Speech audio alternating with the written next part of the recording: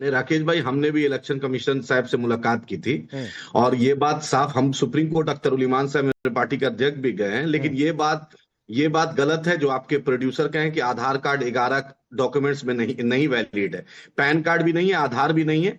और जो 11 डॉक्यूमेंट्स मांगा गया है उस 5 डॉक्यूमेंट्स में जिसमें आवासीय है, आय है, जिसमें कास्ट सर्टिफिकेट है, ये सब में भी डेट ऑफ बर्थ नहीं होता है। तो 11 डॉक्यूमेंट्स को जो इलेक्शन कमीशन मांगा है उसमें 5 डॉक्यूमेंट्स में डेट ऑफ बर्थ नहीं है। मनरेगा को भी आप नहीं मान रहे हैं, जबकि भाजपा जब से आई थी तो हर दिन सुबह शाम चिल्लाती थी कि आधार को बैंक से जोड़िए, आधार को इससे जोड़िए, उससे जोड़िए। आज वही आधार को वैलिड नहीं है। हाँ, नया वोटर के लिए, जो नया वोटर है उसमें आधार को वैलिड था, लेकिन एसआईआर में आधार को, पैन को, इन मनरेगा को नहीं रखा है। और ये एक सच्चाई है। आप सीमांचल, राकेश भाई, कभी आने का मौका मिलेगा, जो बाढ़ की तबाही, गांव का गांव कट जाता है, बस्ती बस्ती कट जाता है, उसके बाद डॉक्यूमेंट्स नहीं रहता है। लेकिन इलेक्शन कमीशन से जो हम मिले, इलेक्शन कमीशन ने जो बात कही कि 4 लाख वॉलेंटियर है, उस पर हम ये दबाव बनाएंगे कि वो जाके वो भी वेरिफिकेशन में मदद करे। हमने वहां पर इलेक्शन कमिश्नर साहब के सामने बैरिस्टर साहब अख्तर उल इमान साहब ने बात रखी कि सभी सीमांचल के और कोसी के डीएम को, जो बाढ़ प्रभावित इलाका है उसके डीएम को इंस्ट्रक्शन दीजिए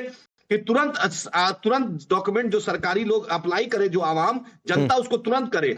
ईसीआई ने इस बात को इंडोर्स भी किया। और सम्राट चौधरी जो बोलना है, सम्राट चौधरी को बोलिए कि कल तक राजद के दरबार में बाप बेटा तलवार चाटते थे, उसके बाद जदयू चाटे, मांझी जी के तलवा चाटे, आज भाजपा क्या? अरे क्या है, अब माना आदिल भाई कि आपकी चिट्ठी पर अभी कोई जवाब नहीं आया कि हमको महागठबंधन में ले लिया जाए, तो आप इस तरीके की भाषा मत बोलिए टेलीविजन चैनल पर, नहीं अच्छा लगेगा। फिर प्रियंका भारती उधर से कुछ बोलेंगी, आपको अच्छा नहीं लगेगा, फिर आप कहेंगे मेरे रहते क्या हो रहा है। तो नहीं, ऐसी भाषा इस्तेमाल करिए, जल्दी अपनी बात पूरी करिए। सीमांचल को उन्होंने बांग्लादेशी कहा, तो उस सम्राट चौधरी को बोलिए कि जब नरेंद्र मोदी को उनके बाप स्टेज से जिंदा गाड़ने की बात करे, तो क्या ये भाषा है?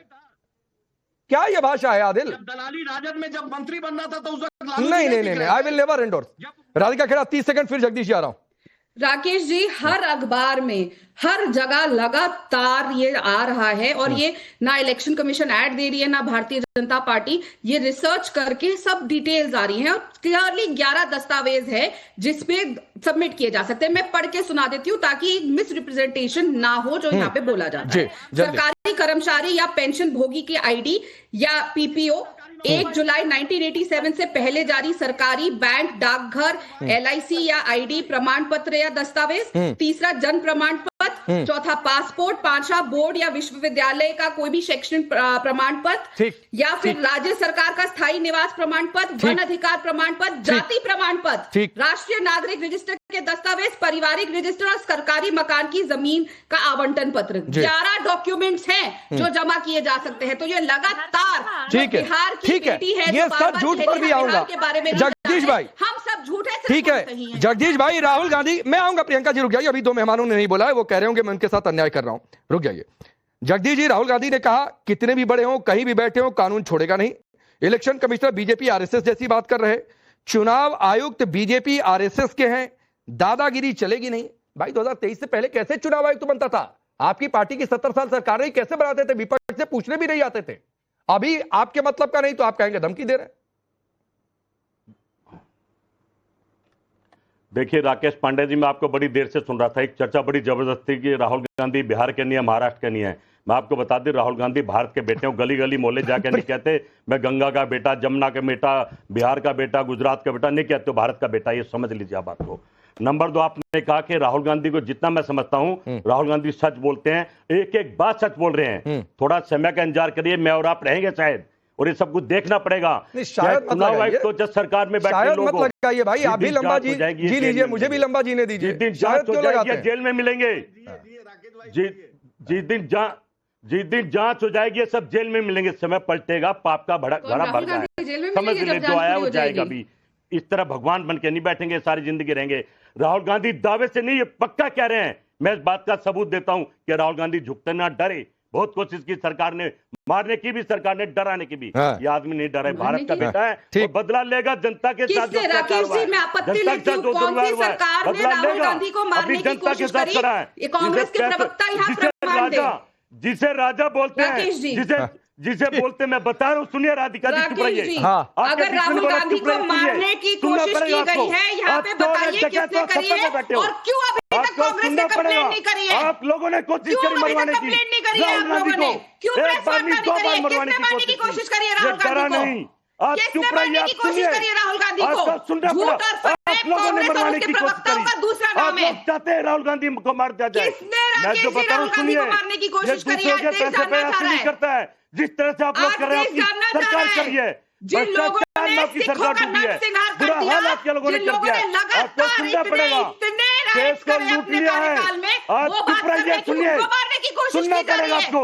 झूठे ये राहुल फरेबी गांधी कांग्रेसी। छोड़ेगा नहीं तुम्हें, समय का इंतजार करिए। उनकी किसी मैं और भी को रहूंगा और देना। आप भी रहेंगी। पहले बताओ कि किसने जनता राहुल गांधी देखेगी, को मारने की कोशिश जनता करी? देश के साथ है। राकेश जी, यहाँ पे नाम पूछिए किसने राहुल गांधी को मारने ठीक है, की कोशिश चलिए, वो करी? नहीं बताएंगे, वो तो कह रहे हैं कि आप लोगों ने कोशिश कर दी। जगदीश भाई ये कह रहे हैं। अब मैं अवधेश जी को लाता हूं, थोड़ी देर से रुक जाइए। अब एक पत्रकार को भी सुन लीजिए, रुक जाइए, अभी तक मेरे सवालों को सुन रहे थे। अब अवधेश जी एक बात बताइए, इलेक्शन कमीशन ने बाकायदा एक लिस्ट बना रखी है, कौन कौन से डॉक्यूमेंट चाहिए। राधिका खेड़ा भी कह रही हैं, लेकिन फिर भी क्या तो ये बीजेपी के हैं, क्या तो भाई चीफ जस्टिस को इन्होंने चुनाव आयुक्तों की नियुक्ति से बाहर फेंक दिया। जैसे पहले 70 साल इनकी सरकार थी तो चीफ जस्टिस को ये लोग कमेटी में रखते ही थे, कानून भी नहीं था। लेकिन जिस तरीके की भाषा इस्तेमाल की गई, ये हार का डर है, बौखलाहट है, खास वोट बैंक कोई शिफ्ट हो रहा, जिसके कई सारे आरोप लग रहे हैं। आपका विश्लेषण क्या है? नहीं, जो प्रश्न आप कर रहे हैं वो सारे हैं जो आपने बात कराई है, लेकिन इसको दूसरे रूप में भी देखा जाना चाहिए ना। क्योंकि राहुल गांधी जी को आप देखेंगे तो पिछले लंबे समय से पहले तो कांग्रेस ने ईवीएम के विरुद्ध अभियान चलाया, उसके बाद ईवीएम पर 41, आपको पता है ना कि 41 जो है सुप्रीम कोर्ट की याचिकाएं रद्द हो गई, फिर भी उस पर जाना नहीं है। महाराष्ट्र के चुनाव पर उठाए, सारे तथ्य आ गए कि कई ऐसी जगह जहां वोटिंग परसेंटेज बढ़ा, मतदाता बढ़े, आपके लोग जीत गए हैं और आपको पता नहीं चल रहा है। तो इसके दो भाग है। पहला तो यह है कि देखिए, ये तथ्यात्मक रूप से इस आंदोलन विरोध का कोई कारण नहीं है। एक सेकंड, बीच में कैसी आवाज आ रही है? रुक जाइए जगदीश जी, सुन लीजिए, अवधेश जी 20 मिनट बाद बोल रहे हैं, सुन लीजिए जरा, क्योंकि अभी सुन लीजिए जरा उनको। मैं तो झूठ क्यों बोले जा रहे हैं भाई? अरे अब आप मत तय करिए ना, आप बहुत सच बोल रहे थे, आप अपनी बात कह रहे थे, वो अपनी बात कह रहे हैं, सुन लीजिए जरा। काम होगा, इतना लोकतंत्र की धज्जियां यहीं पर मत उड़ा दीजिए, रुक जाइए। प्लीज जगदीश भाई, प्लीज समझा करिए, हाँ समझा करिए, रुक जाइए। अवधेश जी अपनी बात पूरी करिए। अब उनको बोलने दीजिए, मैं नहीं आप अपनी बात पूरी करिए। इसमें फैक्चुअल सिचुएशन पहले देखिए। विपक्ष का सबसे बड़ा आरोप है कि एक महीने में 31 दिन में कैसे कर लेंगे। 2022 में भी ठीक इतना ही दिन 15 जुलाई से लेकर 14 अगस्त तक पूरा पुनरीक्षण हुआ था और पूरा हो गया था। इसलिए ये जो कहा जा रहा है कि 2 साल लगा था, 1 साल लगा था, तो ये बिल्कुल झूठ और गलतफहमी है। हमेशा लगभग इतना ही हुआ है समय, बिल्कुल 31 दिन का समय पिछली बार भी था, 23 वर्ष पहले 31 दिन का आज भी है। चुनाव आयोग ने करीब करीब जो बैठकें की है, 4 महीने तक बैठकें की है, 4 महीने इस पर काम हुआ है। अभी वो प्रियंका जी कह रही थी कि भैया 87,000 कैसे कर लेंगे, 92,000 बूथ है बिहार में। अगर एक बूथ पर एक भी बीएलओ नियुक्त होगा तो 92,000 चाहिए कि 80,000 81,000 बीएलओ 92,000 बूथ को कवर नहीं कर सकते हैं। और पॉलिटिकल पार्टियों ने 1,54,000 बीएलए नियुक्त किए हैं, जिसमें कि आरजेडी के भी करीब 50,000 बीएलए हैं। वो खड़ा होकर चीजें सब करवा रहे हैं। चौथी बात कि जो उस समय मतदाता थे 2003 में, उनकी संख्या थी 4,96,00,000, 7,88,00,000 मतदाता है।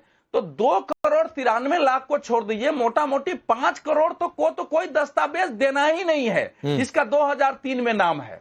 और जिसका 2003 में माता पिता का नाम है, उसको केवल ये बताना है कि हाँ ये हमारे माता पिता हैं। तो इसीलिए इस प्रकार की गलतफहमी केवल इसलिए फैलाई जा रही है, केवल इसलिए कि एक तो रणनीति है कि हम दबाव बनाए रखें, एक चुनाव को लेकर के दुष्प्रचार रहे कि अगली बार अगर हम हारते हैं तो फिर हमको कहने के लिए मौका मिल जाए। और राहुल गांधी जी का स्पेशल ड्राइव है कि पुराने समय के जो अल्ट्रा लेफ्टिस्ट होते थे, सीपीआईएमएल के लोग, बाकी वो सत्ता के हर भाग को बताते थे कि चाहे वो इलेक्शन कमीशन हो, चुनाव, सुप्रीम कोर्ट हो, शिक्षा की व्यवस्था हो, सब इस समय सत्ता के